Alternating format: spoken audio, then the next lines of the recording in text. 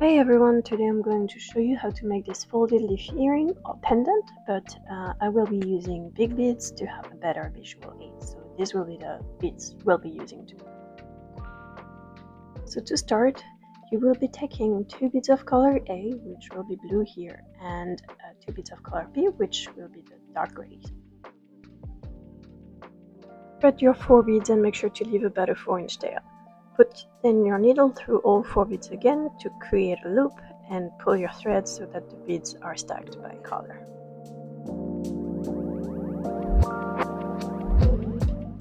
Now you will put your needle through the beads of color A, so the blue, and basically the base of your design is done and we are ready to move on to the next step.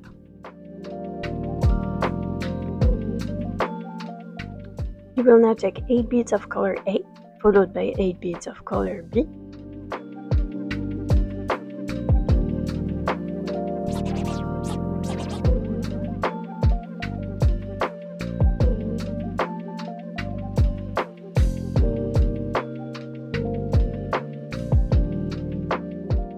You will now go through the first bead of color B back in the base.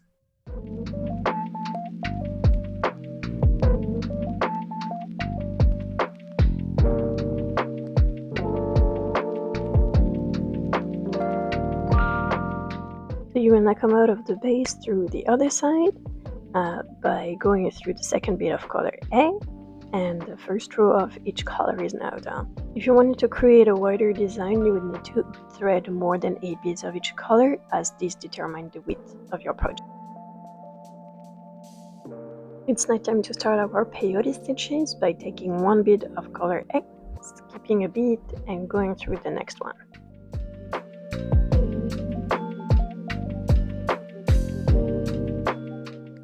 Again, you take 1 bead of color A, skip a bead, and go through the next one. We will repeat these steps another 2 times until we reach the breaking point where both colors meet. The breaking point is where each row will be increased, and that will create the angled look of the design. So we have now reached the breaking point, and you will now take 2 beads, one of color A followed by one of color B, and you will put your needle through the next bead, which is the first gray one.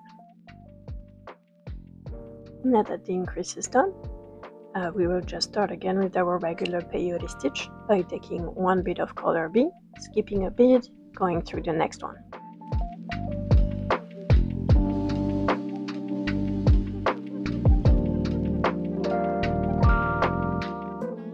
We will repeat this step 4 times in total to reach the base again.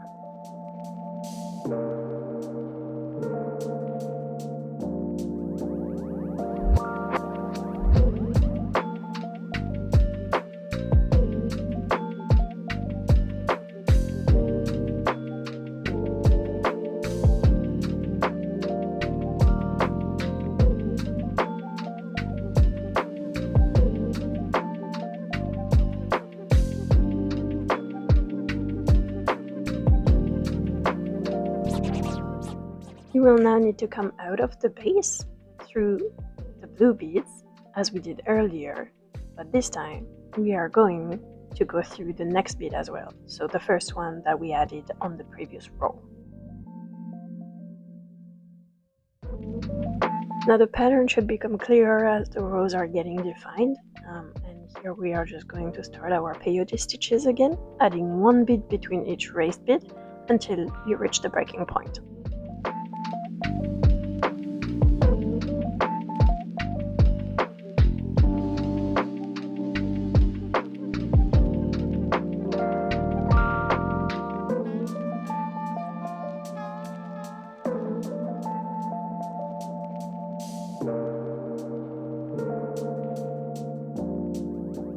Now that you are back at the breaking point, you are going to add 1 bead of each color to create the increase and go through the next bead. And we'll just start our peyote stitches again, going down the gray side.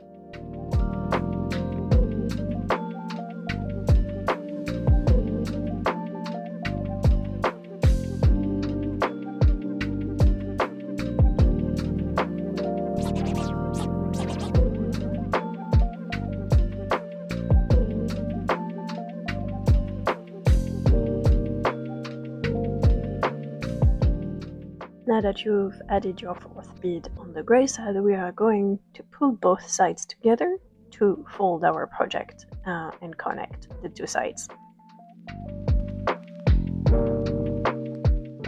You can now go through the bead of color A that is parallel to the bead of color B you just came out of, and through the next raised bead of color A as well.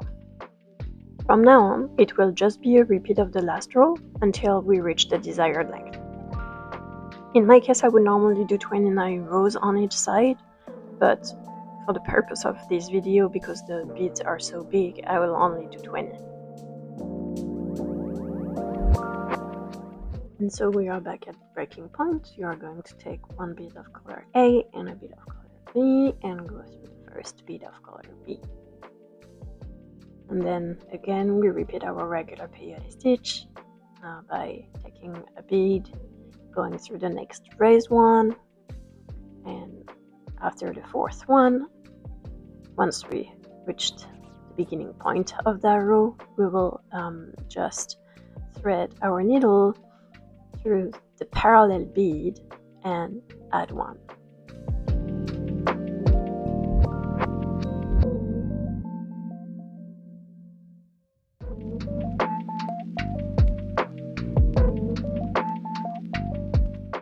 Now we can do another row together.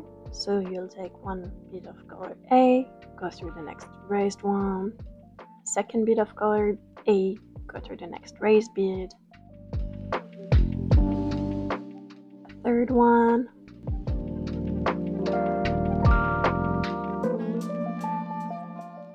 and a fourth, until you are at the breaking point where you'll add a bead of color A and a bead of color B and go through the first bead of color B. And then making our way back down to the base by adding a bead of color B, going through the next raised bead, second bead, third one,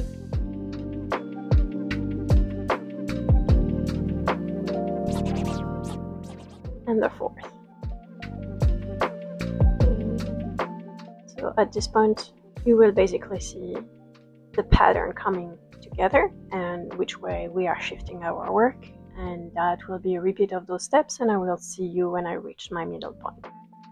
We are now back a few rows later. As you can tell, my work can bend and twist, which is what you want. So technically it would take anywhere between 25 and 30 rows to get to that stage with regular Miyuki beads. We have now reached the stage where we will want to add our either leatherback or jump ring. So what you're going to do is just start another row as normal. So you add your first 4 beads of color A.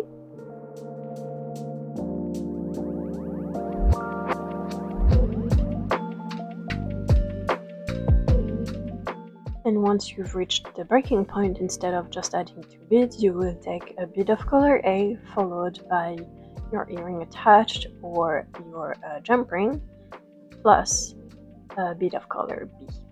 And basically you will just create the increase with the ring stuck in between or sandwiched in between the 2 beads of the increase. So now you just finish your row as normal by going down the side of color B.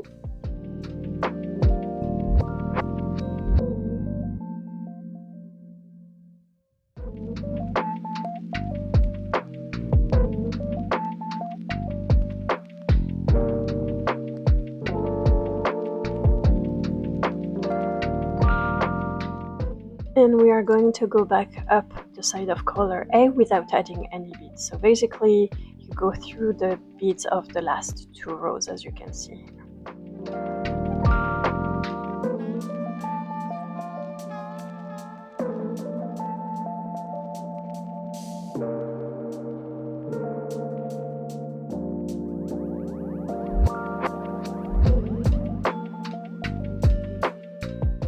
Once you've reached the middle point, you're just gonna go through your earring backing or jump ring here, and you will go through the first raised gray bead, and this is where we are going to start shift our work the opposite way. So basically, now color B will be the first part of our rose.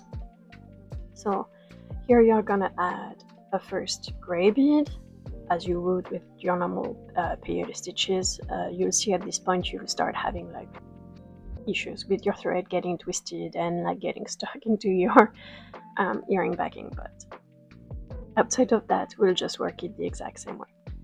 So you add 4 beads in between the raised ones,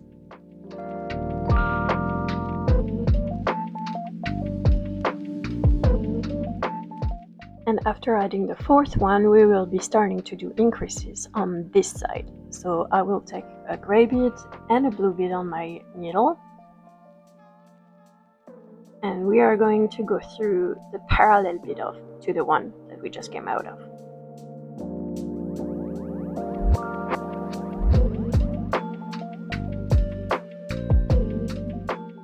And then we'll just resume with our regular peyote stitches onto the blue side. So add 1 bead, go through the next raised bead,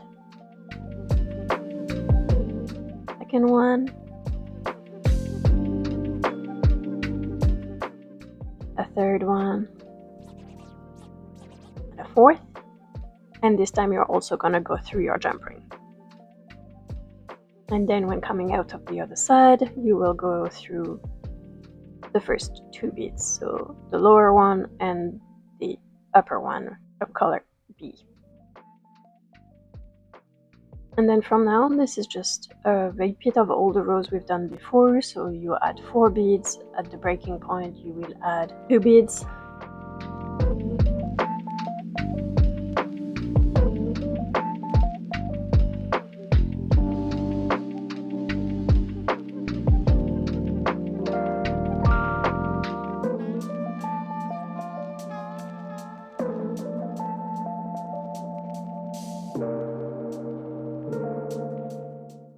And then go down the side of color A.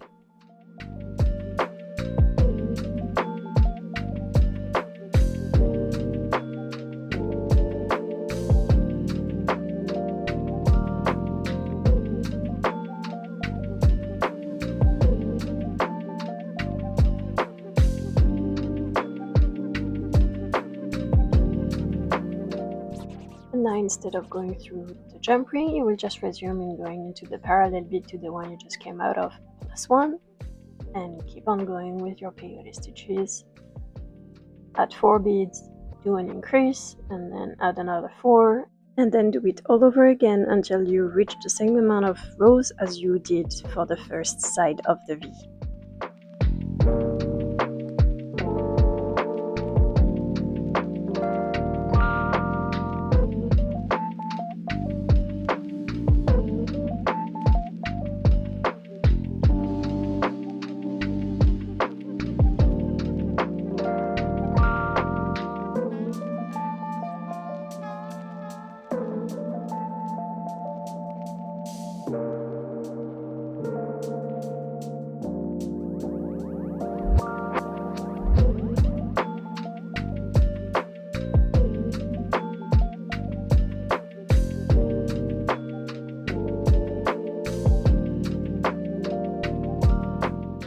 Now as you can see, you can really see where the pattern is going. So here is the first side, and now the second will go the opposite way. So I have now completed all of my rows. So as you can tell, if you count from the middle point up on both sides, then you should have the same amount of beads basically. Now we are going to work on lacing our pattern together in order to make it the final product. So my thread is coming out of the blue bead, so I'm going to go into the opposite side, raised blue bead, and I'm going to repeat the steps. So basically it's like kind of creating a ladder. Don't worry if your beads are like sticking out of their slot, as you can see on the right side here. It doesn't matter, once we put everything together it will all get back into place.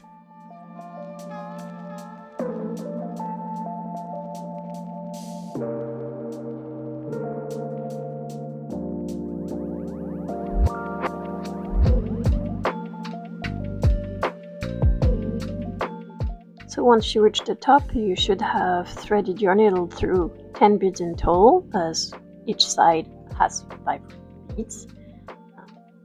And so basically when you come out of the last bead, you just pull your work together and ta-da, it is all inside of each other. We'll now do the same thing with the beads of the other color. So you'll go through the bead of color B that is right next to the one you just came out of. And then again, you do your little corset stitches, going through 1 bead on each side.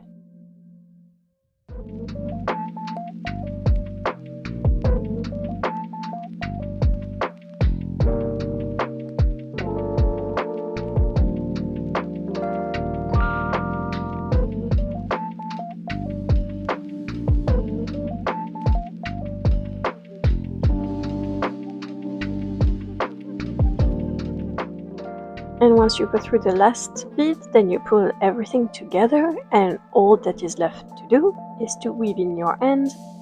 While doing that, you can basically take the opportunity to put back in place some of the beads that may have been misplaced while we pulled our work together. As you can tell, they were really loose for me. That's mainly because I'm using really big beads. With regular Delica beads, it does not really happen.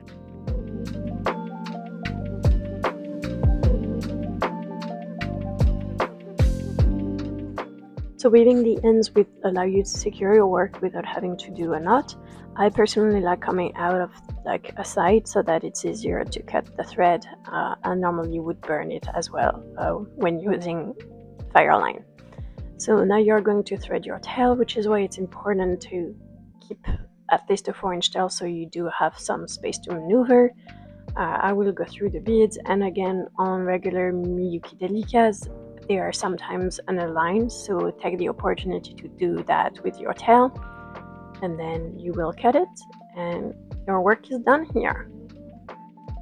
And you're now the proud owner of this amazing pendant that can be used either as a necklace pendant or turned into an earring by either adding a leather back or any other type of attach. Anyways, that's it for me. I hope that was helpful, and I'll see you in the next one. Bye guys!